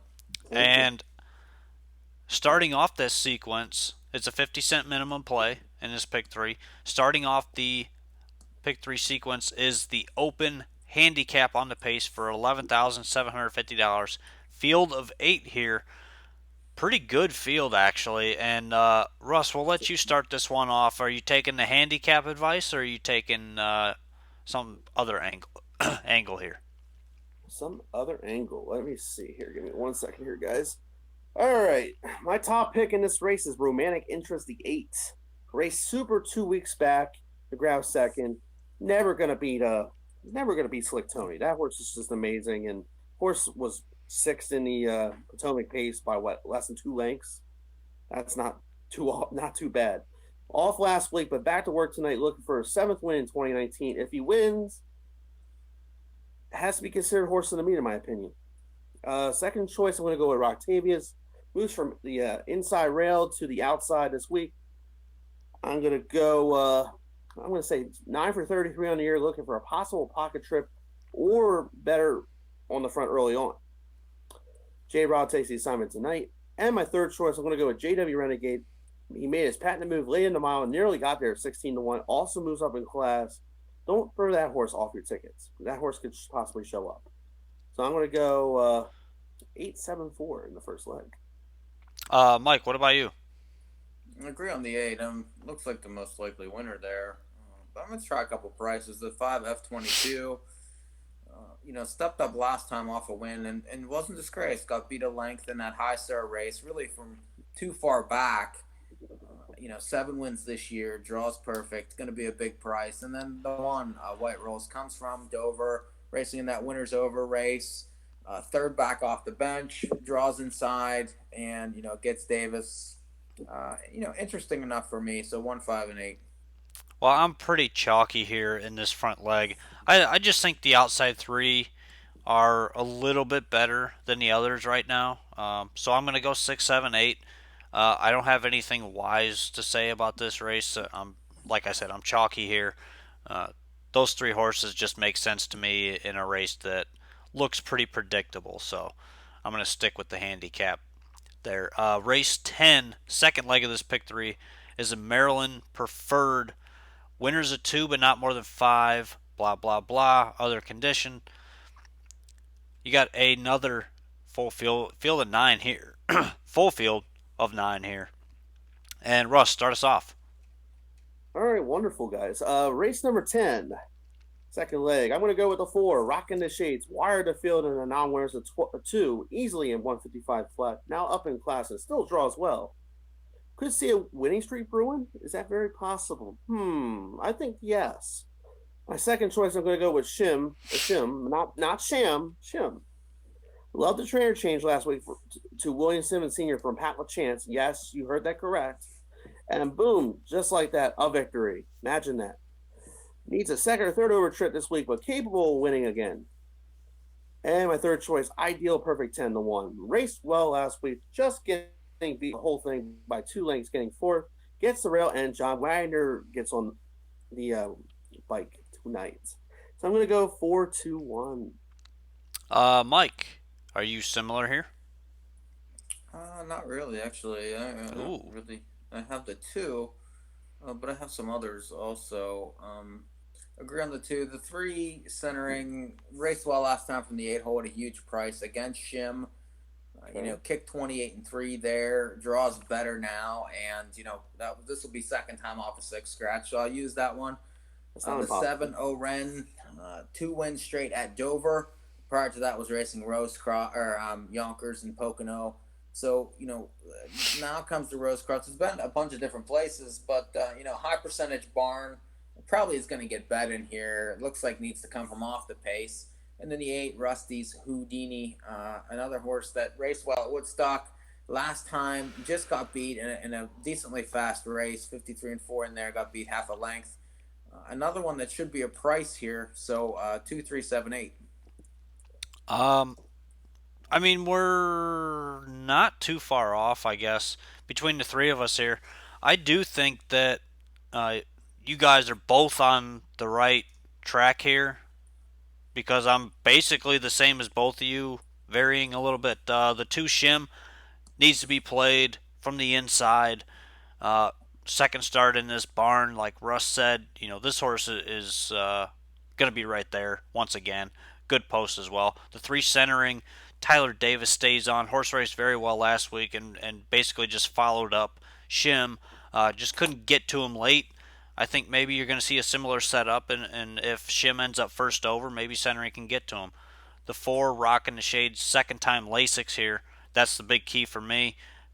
One first time on Lasix. Does get a slight class hike, but that doesn't really bother me. I think he should be firing once again, once again in this spot. Then the 8, Rusty's Houdini. Uh, he's got early speed. He should fire again like he did last week, and he raced very well there. Just missed at 18-1.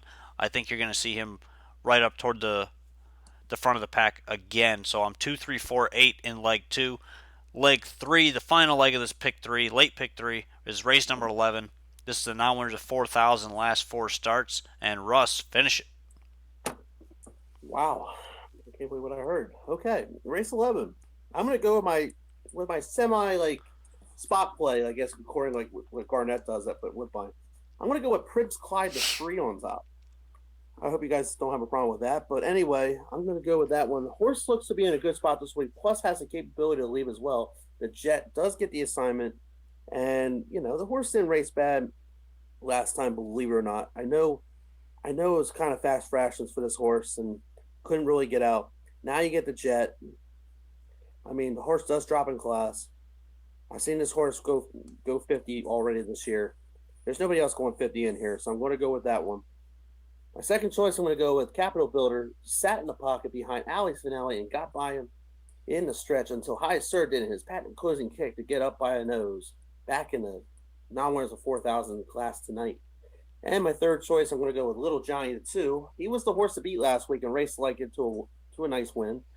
Now facing slightly tougher, plus the 2 posts with Frank Mobley back aboard for the second week in a row.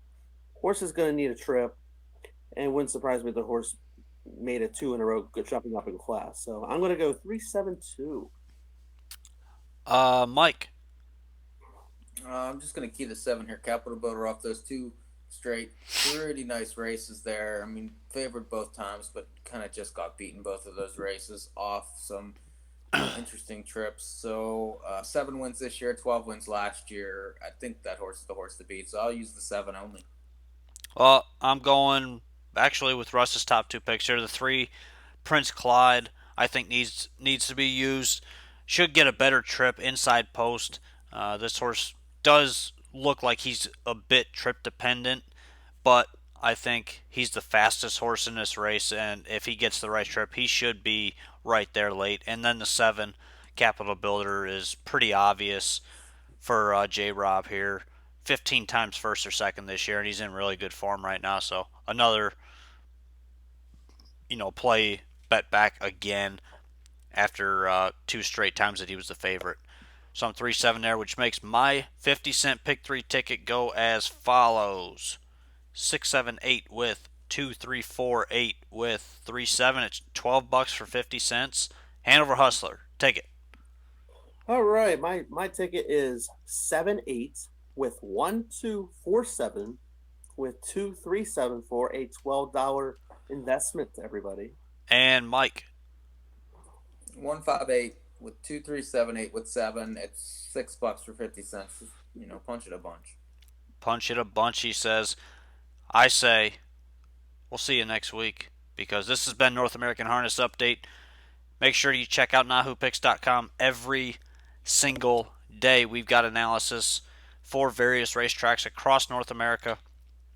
We are now the #1 website in harness racing in the USA. Bang, bang. See you next week.